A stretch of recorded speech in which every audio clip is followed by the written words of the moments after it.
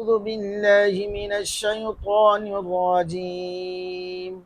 بسم الله الرحمن الرحيم. إنا لننصر رسلنا والذين آمنوا في الحياة الدنيا ويوم يقوم الأشهاد يوم لا ينفع الظالمين معذرتهم ولهم اللعنة ولهم سوء الدار.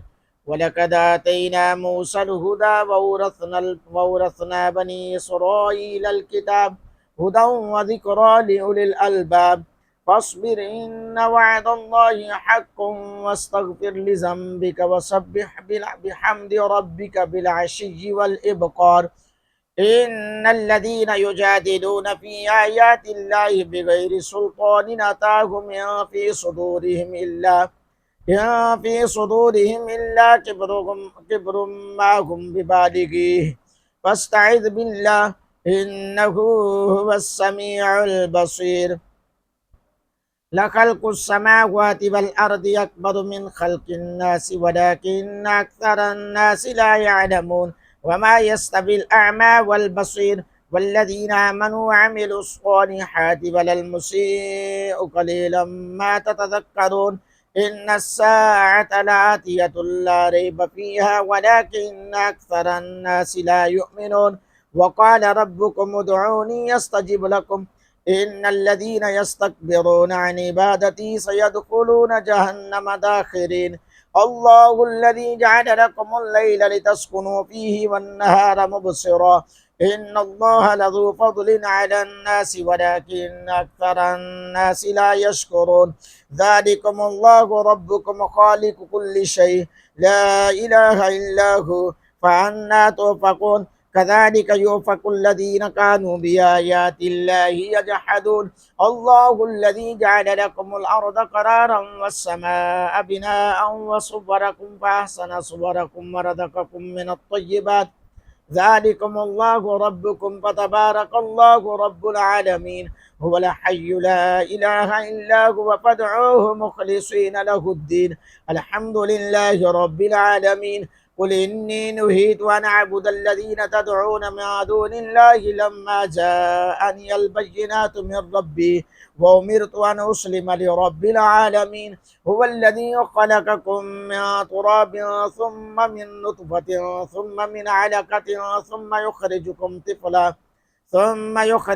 طفلا ثم لتبلغوا أشدكم ثم لتكونوا شيوخا ومنكم من يتوفى من قبل ولتبلغوا أجلا مسمى ولعلكم تعقلون. هو الذي يحيي ويميت فإذا قضى أمرا فإنما يقول له كن فيكون.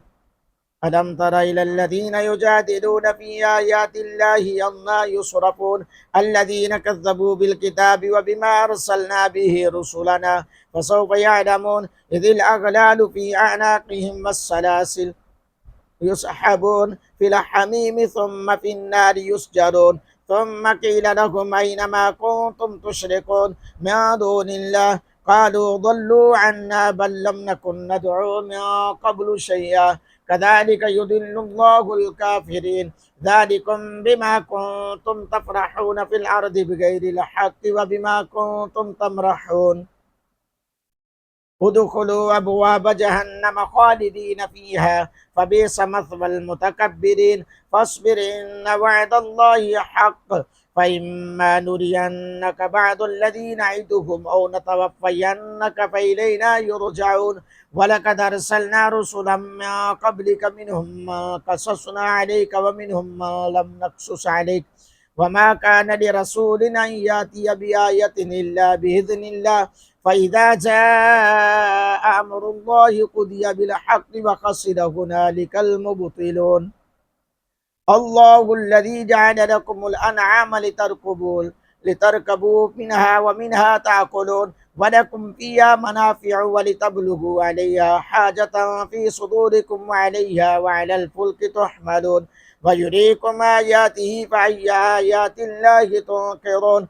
أفلم يسيروا في الأرض فينظروا كيف كان عاقبة الذين من قبلهم كانوا أكثر منهم وأشد قوة وآثارا في الأرض فما أغنى عنهم ما كانوا يكسبون فلما جاءتهم رسلهم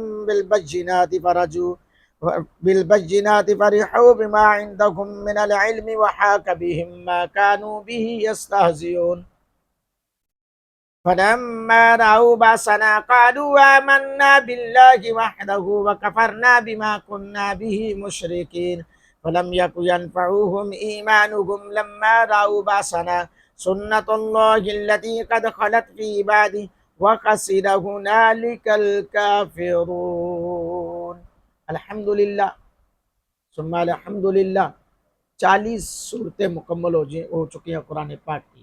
अल्लाह के फजल करम से तमाम अहबाब के लिए दुआ गूँ कि अल्लाह सब का सुनना, मेरा पढ़ना मेरे लिए, मेरे अहल अयाल के लिए, आबा अजदाद के लिए बख्शिश का सामान बनाए। आप सब के लिए, आप सब के अहल अयाल, आबा अजदाद के लिए भी बख्शिश का सामान बनाए। आमीन सुम्मा आमीन।